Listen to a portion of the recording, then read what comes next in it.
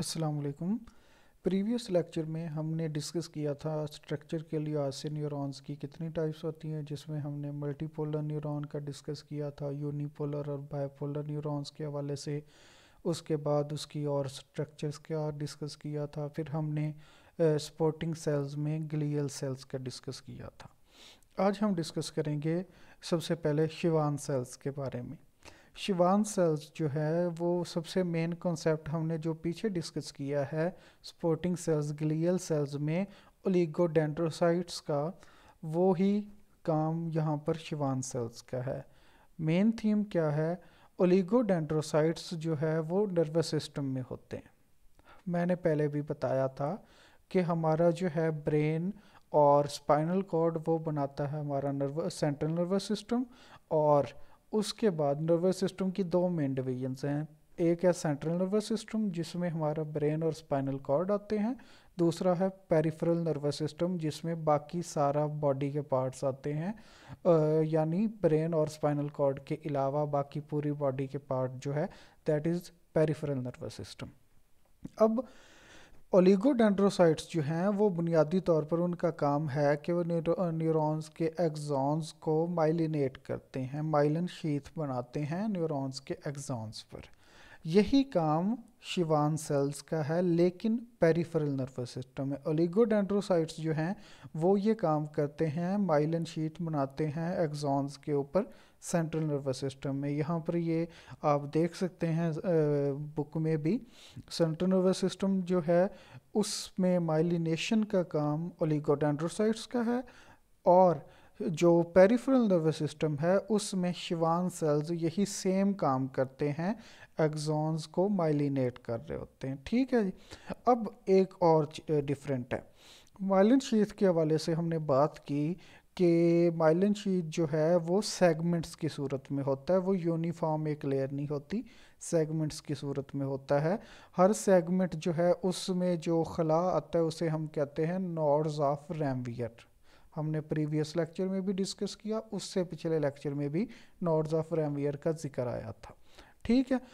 अब ओलिगोडेंड्रोसाइट जो हैं वो मल्टीपल, एक ओलिगोडेंड्रोसाइट मल्टीपल न्यूरॉन्स के एक्सॉन्स को माइलिनेट कर सकता है, जबकि जो शिवान सेल्स हैं, एक शिवान सेल एक ही सेगमेंट को पेरिफेरल नर्वस सिस्टम में, एक ही सेगमेंट एक्सॉन के एक ही सेगमेंट को माइलिनेट करता है।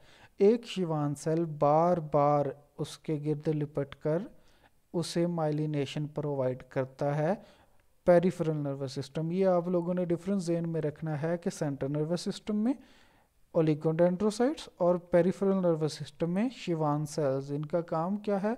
माइलिनेशन प्रोवाइड करते हैं। अब आते हैं पिक्चर की तरफ। पिक्चर आपकी बुक में 2.7 है। इसमें यहाँ पर एस्ट्रोसाइट दिया हुआ है। अब एक एस्ट्रोसाइट यहाँ पर 3 एक्सॉन्स के गिर्द लिपट कर, ये सेगमेंट्स हैं, लिपिड्स का उनके गिर्द लिपट कर सेगमेंट्स को माइलिनेट कर रहा है, उनके ऊपर एक प्रोटेक्टिव लेयर बनाकर उन्हें माइलिनेशन प्रोवाइड कर रहा है, माइलिन शीथ बना रहा है। अब यहाँ पर इन सेगमेंट्स में थोड़े से वो खला है, उससे कहते हैं नोड्स ऑफ रैमवियर। अब इसके पैरेलल बुक में पिक्चर जो है फिगर 2.8, उसमें क्या है कि शिवान सेल्स हैं। शिवान सेल क्या है? एक सेल एक्सॉन के गिर्द लिपट कर एक ही सेगमेंट बना रहा है। यानी ओलिगोडेंड्रोसाइट जो है एक वो मल्टीपल एक्सॉन्स, मल्टीपल न्यूरॉन्स के एक्सॉन्स के गिर्द लिपट कर वो वहाँ पर सेगमेंट्स की फॉर्म में मल्टीपल सेगमेंट्स बनाकर माइलिनेशन प्रोवाइड कर रहा है। जबकि एक schwann cell peripheral nervous system के न्यूरॉन्स में एक एक्सॉन के ऊपर एक शिवान सेल लिपट कर सिर्फ एक माइलिन शीथ का सेगमेंट बना रहा है, एक हिस्सा बना रहा है। यहाँ तक था हमारा शिवान सेल। अब इसके बाद है हमारा topic blood brain barrier. Blood brain barrier, इसे कॉमनली BBB कहते हैं। सबसे पहले तकरीबन 100 साल पहले पॉल एरलिक नाम के एक साइंटिस्ट थे। उन्होंने ये डिस्कवर किया कि वो जानवरों पर एक्सपेरिमेंट कर रहे थे। उन्होंने एक ब्लू कलर एक जानवर के ब्लड में इंजेक्ट किया, तो उन्होंने एक नई डिस्कवरी की। वो क्या थी कि जो उस एनिमल के ब्लड में हर पार्ट में वो ब्लड जो था वो ब्लू कलर का हो गया, सिवाय ब्रेन के और स्पाइनल कॉर्ड के।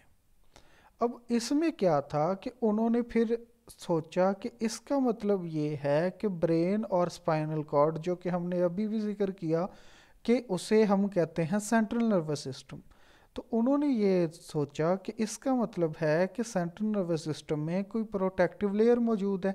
फिर उन्होंने वही blue colour central nervous system में इंजेक्ट किया, तो वो सिर्फ और सिर्फ ब्रेन और स्पाइनल कॉर्ड में फैल गया, लेकिन दूसरी बॉडी के पार्ट्स में नहीं गया।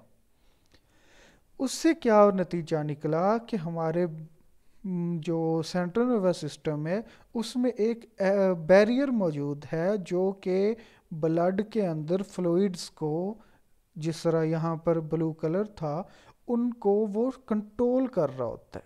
तो उसे नाम दिया गया ब्लड ब्रेन बैरियर का। अब ब्लड ब्रेन बैरियर का काम क्या है, वो कैसे काम करता है? Blood brain barrier basically selectively permeable है। पर का मतलब थ्रू होता है, मियर का मतलब होता है टू पास, कि यानी जिससे चीज़ें गुजर सकें। अब इसका काम क्या होता है? ब्लड, हमारे ब्लड के थ्रू मल्टीपल न्यूट्रिएंट्स मूव कर रहे होते हैं, न्यूट्रिएंट्स भी मूव कर रहे होते हैं, कई और सब्सटेंसेस, टॉक्सिक वेस्टेज जो है, ग्लूकोज हो अच्छी चीज़ें जो हैं उसमें ग्लूकोज है। अब नेगेटिव चीज़ों में जो है हार्मफुल केमिकल्स हो सकते हैं, जिस तरह न्यूरॉन्स डेड होते हैं तो उनका जो प्रोसेस है डेड बॉडीज़ को क्लियर करने का, फैकोसाइटोसिस है, उसका प्रोसेस भी ब्लड के थ्रू पास हो रहा होता है। तो उसमें क्या है कि ब्लड ब्रेन बैरियर जो है वो सिलेक्टिवली परमिएबल है। इसका मतलब ये है कि ये सिलेक्टेड चीज़ों को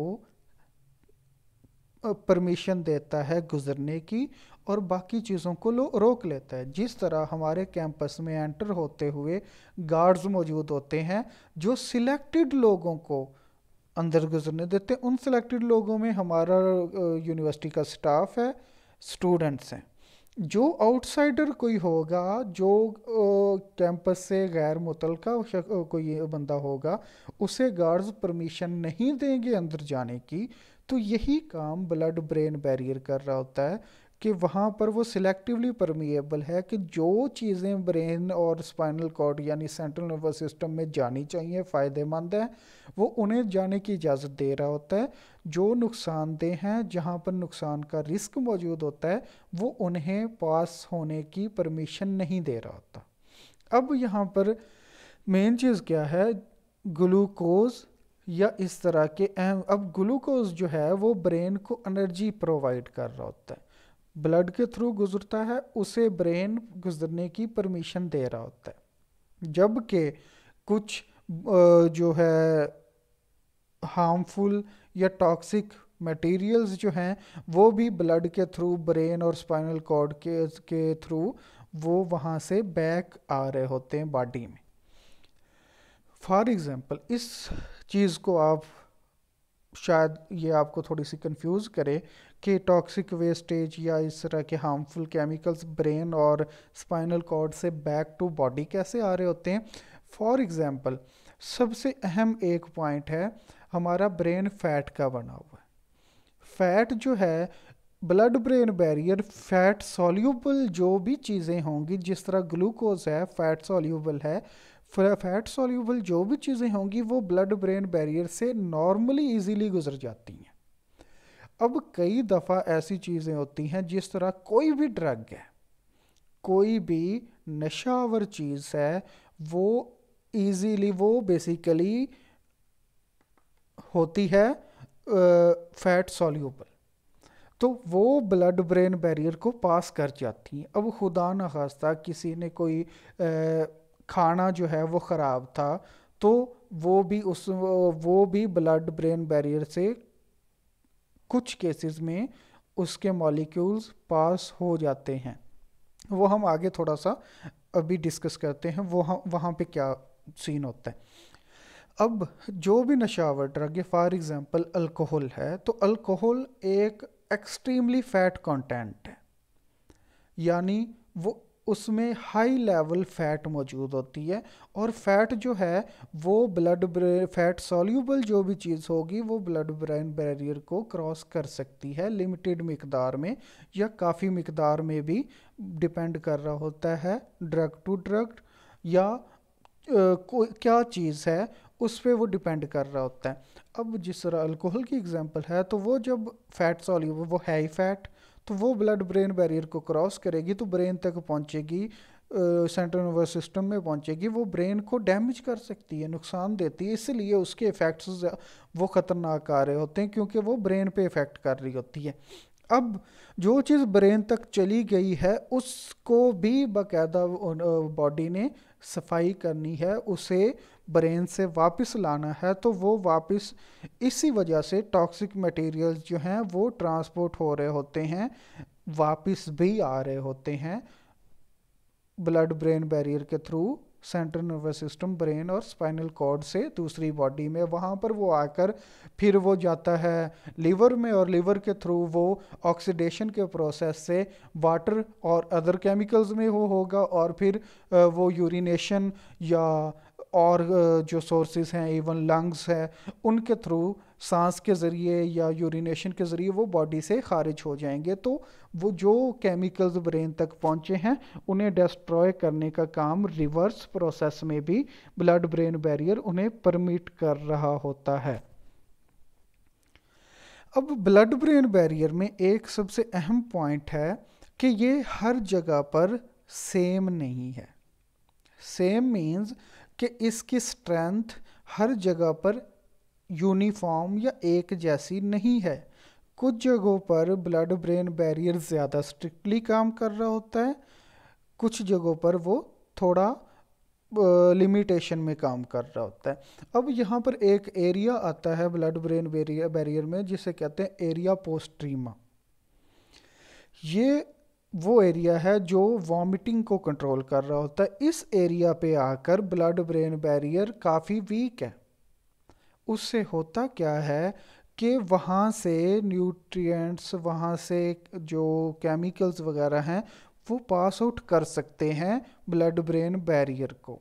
अब ये एरिया वॉमिटिंग को डील कर रहा होता है, तो कोई नुकसानदा जो है केमिकल वो जब भी ब्लड ब्रेन बैरियर को क्रॉस करेगा, एरिया पोस्ट्रीमा तक पहुंचेगा, तो एरिया पोस्ट्रीमा उसे डिटेक्ट करेगा कि ये हार्मफुल केमिकल है, ये पॉइजनस केमिकल है, ये हमारी बॉडी को, हमारे सेंट्रल नर्वस सिस्टम को डैमेज कर सकता है, नुकसान पहुंचा सकता है।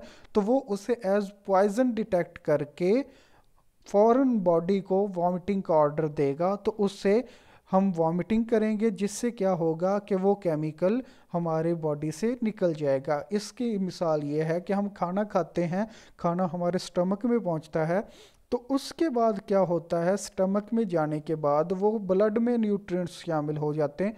अब खाना अगर ख़राब है, उसमें बासी है, वो फ्रेश नहीं है, या उसमें हार्मफुल केमिकल्स हैं, तो उससे जो है हमें प्रॉब्लम हो सकती है। उससे क्या होगा कि वो जब ब्लड ब्रेन बैरियर तक पहुंचेगा, वो न्यूट्रिएंट्स मॉलिक्यूल्स जो हैं ब्लड के ज़रिए, तो एरिया पोस्ट्रीमा डिटेक्ट करके फिर वॉमिटिंग का ऑर्डर देगा। उससे क्या होगा कि हमारा स्टमक भी एम्प्टी हो जाएगा। स्टमक एम्प्टी हो गया तो उससे वो रिस्क फैक्टर ख़त्म हो गया, वो रिस्क कम हो गया उस खुराक का ज़्यादा नुकसान देने का। नेक्स्ट हमारा टॉपिक है communication within a neuron. अभी तक हमने, नेक्स्ट हम ये भी डिस्कस करेंगे बिटवीन न्यूरॉन्स के बारे में। थोड़ा सा हमने प्रीवियसली डिस्कस किया है कि सिनैप्स में डेंड्राइट्स के ज़रिए मैसेज रिसीव होते हैं, टर्मिनल बटन्स दूसरे न्यूरॉन को थ्रू सिनैप्स जो दरमियान में फासला उसके ज़रिए वो सेकंड न्यूरॉन को मैसेज सेंड करते हैं। लेकिन एक न्यूरॉन के अंदर जो है कम्युनिकेशन किस तरह होता है, इसमें सबसे पहले न्यूरल कम्युनिकेशन में हम समझते हैं कि न्यूरॉन्स किस तरह से काम कर रहे होते हैं। सबसे पहले आपकी बुक में फिगर है 2.10। यहाँ पर एक पिक्चर में मेन चीज़ क्या दिखाई गई, यहाँ पर कंसेप्ट दिखाया गया रिफ्लेक्सेस का। रिफ्लेक्सेस क्या होते हैं? रिफ्लेक्सेस हमारे ऑटोमेटिक प्रोसेस होता है हमारी बॉडी का।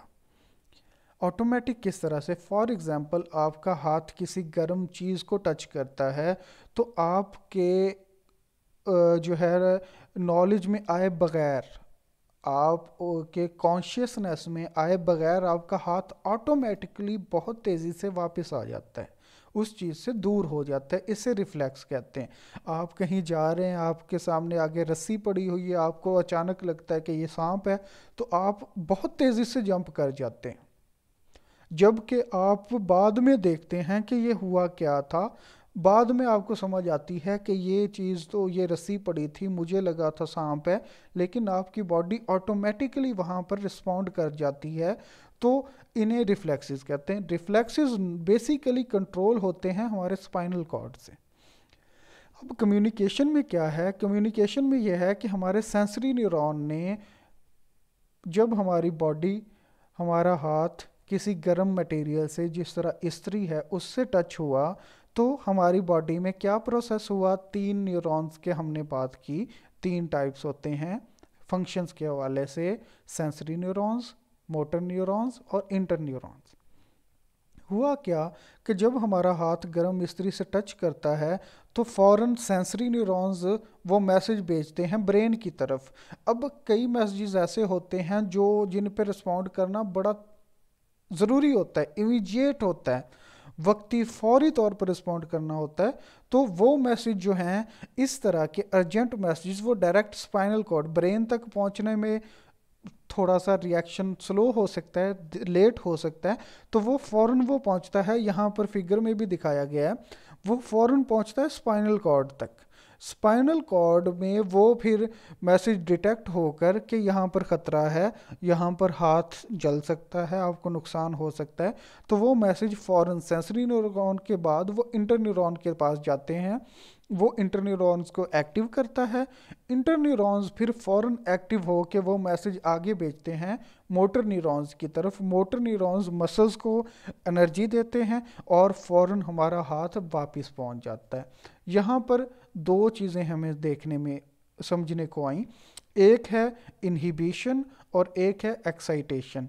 यहाँ पे अभी तक हमने जो बात की वो एक्साइटेशन की थी कि एक न्यूरॉन एक्टिव हुआ, उसने दूसरे को एक्साइट कर दिया, दूसरे को एक्टिव कर दिया, फिर उसने इंटर न्यूरॉन्स जो थे उन्होंने मोटर न्यूरॉन्स को एक्साइट कर दिया, उन्हें एक्टिव कर दिया। एक्साइट के लिए एक्टिव का वर्ड मैं इसलिए यूज़ कर रहा हूँ ताकि आप लोगों को बेहतर अंडरस्टैंडिंग हो सके। तो एक्साइटेटरी का मतलब यही है कि एक न्यूरॉन जब दूसरे न्यूरॉन को मैसेज भेजे और वो जो न्यूरोट्रांसमीटर्स हैं, वो केमिकल्स जो टर्मिनल बटन से रिलीज़ होकर दूसरे न्यूरॉन के डेंड्राइट्स में रिसीव हुए, वो उस न्यूरॉन को एक्टिव कर दें कि वो मैसेज आगे भेजे, तो इसे हम एक्साइटेटरी कह रहे होते हैं। तो इसमें क्या हुआ कि सेंसरी न्यूरॉन से मैसेज पहुंचा डायरेक्ट इंटर न्यूरॉन पे, उन्होंने इंटर न्यूरॉन्स को एक्साइट कर दिया, इंटर न्यूरॉन्स ने फ़ौरन एक्साइट कर दिया मोटर न्यूरॉन्स को, और मोटर न्यूरॉन्स ने अपना एक्शन करके मसल्स के ज़रिए मसल्स को एक्टिव करके वो फ़ौरन हमारा हाथ पीछे आ गया। ये था एक्साइटेटरी का प्रोसेस। इसके बाद हम बात करते हैं इनहिबिटरी का। इनहिबिशन क्या होता है? इनहिबिशन ये होता है कि इनहिबिशन का कंसेप्ट ये है कि एक्साइटेटरी के उल्ट है, ऑपोजिट है। कि कई दफ़ा ऐसा होता है, एक न्यूरॉन एक्टिव हुआ तो वो फ़ौरन वो दूसरे न्यूरॉन में वो न्यूरोट्रांसमीटर सेंड करता है जो कि उसके प्रोसेस को स्टॉप कर देते हैं, जिससे वो एक्टिव नहीं होगा, वो मैसेज आगे नहीं भेजेगा, तो उसे इनहिबिशन या इनहिबिटरी न्यूरॉन कह रहे होते हैं। इसमें क्या होता है? मिसाल के तौर पर अभी रिफ्लेक्सेस की ही हम बात कर लेते हैं। रिफ्लेक्सेस में क्या होता है कि हमारे ऑटोमेटिक प्रोसीजर्स हैं। अब फॉर एग्जांपल हमने एक चाय का कप उठा लिया, जब हमने उसे उठा लिया चाय के भरे हुए कप को, तो वो बहुत गर्म था, तो उससे भी तो रिफ्लेक्सेस एक्टिव होनी चाहिए। उससे भी तो हमारा हाथ फौरन पीछे आना चाहिए, हमारा हाथ मूव होना चाहिए। लेकिन अब उसमें रोल ब्रेन का भी है, ब्रेन हर चीज़ को डिटेक्ट कर रहा होता है। लेकिन जिस तरह रिफ्लेक्सेस हैं वहाँ पर ऑटोमेटिक रिस्पॉन्सेस हैं। जब ब्रेन ने डिटेक्ट कर लिया कि हमने चाय है उठा ली है, तो वो वहाँ पर एक्टिव हो गया, क्योंकि टाइम हमें रिस्पॉन्स भी ज़्यादा मिल गया। तो वहाँ पर रिफ्लेक्सेस काम नहीं करती। क्यों नहीं करती? क्योंकि ब्रेन ने वहाँ पर डिटेक्ट कर लिया कि अगर यहाँ पर रिफ्लेक्सेस काम करेंगी, अगर ये चाय का भरा हुआ कप हम छोड़ देते हैं, हमारा हाथ ऑटोमेटिकली पीछे आ जाता है, तो उससे रिस्क ये है कि ये चाय हमारे ऊपर गिरेगी और हमें और ज़्यादा नुकसान होगा। तो वहाँ पर इनहिबिशन का प्रोसेस होता है कि वहाँ पर हमारी रिफ्लेक्सेस स्टॉप हो जाती हैं, वहाँ पर हमारी रिफ्लेक्सेस काम नहीं कर रही होती। अब यहाँ पर एक इम्पॉर्टेंट पॉइंट ये है कि हमारे जो न्यूरॉन्स का कम्युनिकेशन है वो दो तरीक़ों से होता है। उसे कहते हैं इलेक्ट्रोकेमिकल कम्युनिकेशन। होता क्या है, हमारे रिफ्लेक्सेस जो हैं, हमारे जो न्यूरॉन्स हैं, वो जब एक मैसेज को फायर करते हैं, एक मैसेज न्यूरॉन जब दूसरे न्यूरॉन तक पैगाम पहुंचाता है, तो उसके लिए हम टर्म यूज़ करते हैं फायरिंग, फायर करना। जब एक न्यूरॉन फायर करता है तो उसमें जो एक्सॉन से एक पल्स आ रही होती है, दैट इज़ इलेक्ट्रिकल, यानी वो इलेक्ट्रिकल चार्ज आता है और वो इतनी तेज़ी से आता है कि वो टर्मिनल बटन से जब हिट करता है तो टर्मिनल बटन वहाँ से न्यूरोट्रांसमीटर्स केमिकल्स रिलीज करता है, जो दूसरे न्यूरॉन के रिसेप्टर्स, डेंड्रॉइड्स के रिसेप्टर्स में जाते हैं, उससे अटैच होते हैं। अब हर केमिकल पर पॉजिटिव या नेगेटिव चार्ज होता है, तो वो वहाँ पर जाकर चार्ज ऐड करेंगे, न्यूरॉन के अपने चार्ज जो है उसके ऑपोजिट चार्ज देंगे। तो उससे क्या है कि अगले न्यूरॉन में भी चार्ज डिफरेंस क्रिएट होगा और वो वहाँ पर नेक्स्ट फायर करेगा या उसे स्टॉप करेगा। इसमें क्या है, इसमें कुछ टर्म्स हैं।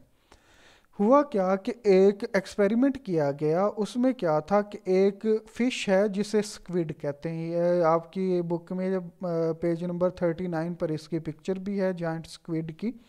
इसका एक न्यूरॉन लिया गया, उसमें उन्होंने इलेक्ट्रोड्स लगाए। इलेक्ट्रोड क्या होता है? एक वो सोर्स होता है जो इलेक्ट्रिकल पोटेंशियल, इलेक्ट्रिकल चार्ज को नोट करता है। अब इलेक्ट्रोड जो है वो ओवरऑल हाई लेवल वोल्टेज को नॉर्मली डिटेक्ट कर रहा होता है, जबकि यहाँ पर माइक्रो इलेक्ट्रोड यूज़ किया गया। माइक्रो इलेक्ट्रोड ये है वो एक एक्सट्रीम बारीक और छोटा सा एक आला होता है, जो कि एक इंडिविजुअल न्यूरॉन की भी न्यूरल जो उसकी चार्ज है उसे डिटेक्ट कर सकता है।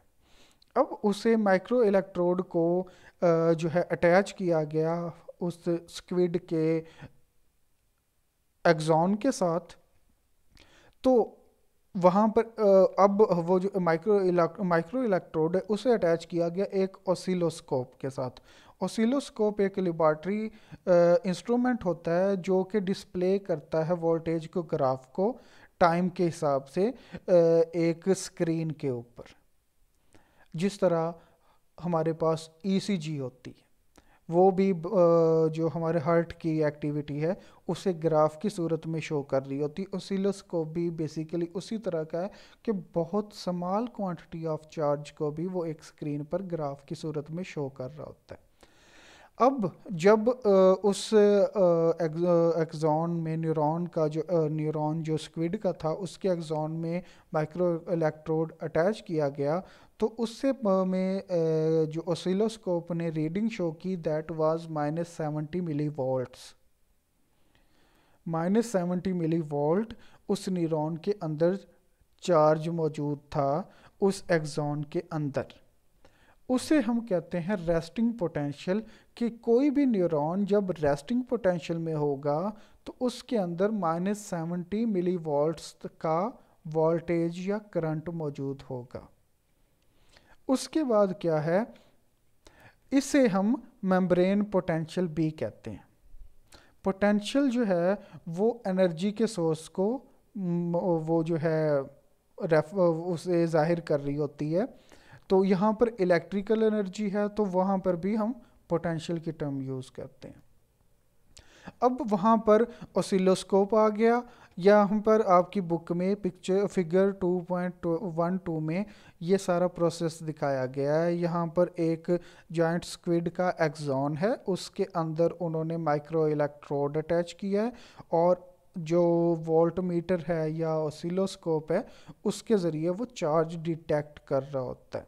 अब नेक्स्ट उसमें क्या करते हैं कि क्योंकि हमने बात की कि एक न्यूरॉन के अंदर माइनस में नेगेटिव -70 मिली वॉल्ट्स वोल्टेज या करंट मौजूद होता है, तो अगर उसे हम पॉजिटिव चार्ज उसके इनसाइड मुहैया करना शुरू कर देंगे, ये फिगर जो आपकी 2.12 है इसमें भी वो चार्ज दिखाया जा रहा है। जब उसके अंदर पॉजिटिव में हम चार्ज देंगे, यहाँ पर 2.13 में ऑसिलोस्कोप वाला सारा प्रोसीजर भी दिखाया गया है और साथ में इलेक्ट्रिकल स्टिमुलेटर भी है।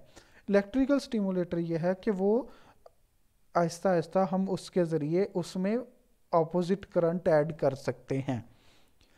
अब हुआ क्या कि जब उसमें हम इलेक्ट्रिकल स्टिमुलेटर के ज़रिए पॉजिटिव वोल्टेज ऐड करते जाएंगे आहिस्ता आहिस्ता, तो जब न्यूरॉन के अंदर तो नेगेटिव चार्ज और उसकी जाहिर सी बात है जिस चीज़ के अंदर एक चार्ज है उसके बाहर उसके ऑपोजिट होता है।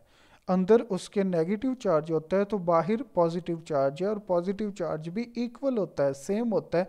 इससे क्या पता चला कि न्यूरॉन के अंदर -70 मिली वोल्ट्स वोल्टेज है तो उसके बाहर +70 मिली वोल्ट्स करंट होता है। ये आप लोगों ने माइंड में रखनी है चीज़ें कि न्यूरॉन के अंदर नेगेटिव चार्ज है, बाहर पॉजिटिव है, और कितना है -70 मिली वोल्ट्स उसके इनसाइड होता है और आउटसाइड जो है पॉजिटिव 7 जो है +70 मिली वोल्ट्स वोल्टेज मौजूद होता है।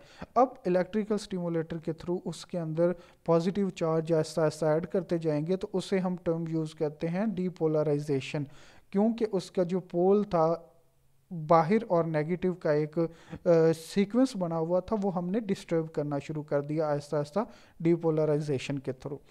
अब उससे क्या होगा कि जब हम वो डीपोलराइजेशन को इंक्रीज करते जाएंगे, उसके अंदर पॉजिटिव चार्ज को आहिस्ता आहिस्ता इंक्रीज करते जाएंगे, तो एक स्टेज आएगा कि उसके अंदर बहुत, और वो नेगेटिव चार्ज जो है इनसाइड वो बाहर को मूव होना शुरू हो जाता है। अब उसमें क्या होगा कि आहिस्ता आहिस्ता जब हमने पॉजिटिव चार्ज उसके अंदर ऐड करना शुरू कर दिया तो एक स्टेज आएगी कि उसके अंदर वो टोटली पॉजिटिव चार्ज हो जाएगा। अब उसकी लिमिट 70 मिली वोल्ट तक होती है। अब उसमें क्या है कि जब उसके अंदर पॉजिटिव ही चार्ज सारा आ गया तो उसने उसे रिलैक्स करने के लिए उसे जब वो फुल्ली वो पॉजिटिव हो जाता है तो उसे हम कहते हैं हाइपर पोलराइजेशन। उसके पोल्स को हमने हाइपर एक्टिवेट कर दिया, बहुत ज़्यादा हाई लेवल पर ले गए। दैट इज़ हाइपर पोलराइजेशन के वो लिमिट जिसमें हमने उसके इनसाइड नेगेटिव चार्ज को टोटली रिप्लेस कर दिया पॉजिटिव चार्ज के साथ। इसके लिए ये टर्म हम यूज़ करते हैं हाइपर पोलराइजेशन। अब जब हाइपर पोलराइजेशन की स्टेज पहुंचेगी तो न्यूरॉन जो है वो अपनी लिमिट को एक्सीड नहीं कर सकता, तो वो फौरन उस चार्ज को थ्रू करेगा, फेंकेगा बाहर की तरफ और ख़ुद फौरन रेस्टिंग पोटेंशियल पे आ जाएगा, रेस्टिंग पोजीशन पे आ जाएगा, जिस पे उसके अंदर नेगेटिव -70 मिली वोल्ट चार्ज था और बाहर +70 मिली वोल्ट चार्ज था। अब ये जो हाइपर पोलराइजेशन पे उसने एक शॉर्ट ड्यूरेशन के लिए उसमें आया और उसने फ़ौरन उस चार्ज को बाहर को थ्रो कर दिया थ्रू टर्मिनल बटन्स, तो उससे वो जो है उसमें टाइम लगता है तकरीबन 2 मिली सेकंड का टाइम लगता है। अब ये जो उसका रिवर्स का प्रोसेस था नॉर्मल की तरफ जाने का हाइपर पोलराइजेशन पे आके, इसे हम कहते हैं एक्शन पोटेंशियल। और जो वो एक वैल्यू थी वोल्टेज की जिसने एक्शन पोटेंशियल काज किया उसको हम कहते हैं threshold of excitation. Action potential की जो टर्म है ये हमारी बहुत इंपॉर्टेंट है। हम न्यूरॉन को जो है उनकी एबिलिटी को मेजर करने के लिए कि न्यूरॉन जो हैं वो जब फायर करते हैं तो फायर को हम एक्शन पोटेंशियल कहते हैं। यानी आपने यहाँ पर हमने अभी डिस्कस किया न्यूरॉन के बारे में, हमने शिवान सेल का डिस्कस किया है, उसके बाद हमने ब्लड ब्रेन बैरियर को भी डिस्कस किया, फिर कम्युनिकेशन विद इन न्यूरॉन में भी, और फिर हमने उसके अंदर जो चार्ज मौजूद है उसका भी डिस्कस किया। यहाँ तक हमारा आज का टॉपिक कंप्लीट हो गया। आप लोगों को कोई भी क्वेश्चंस हैं, कोई भी चीज़ में कन्फ्यूजन हो तो आप लोग व्हाट्सएप ग्रुप में मुझसे पूछ सकते हैं।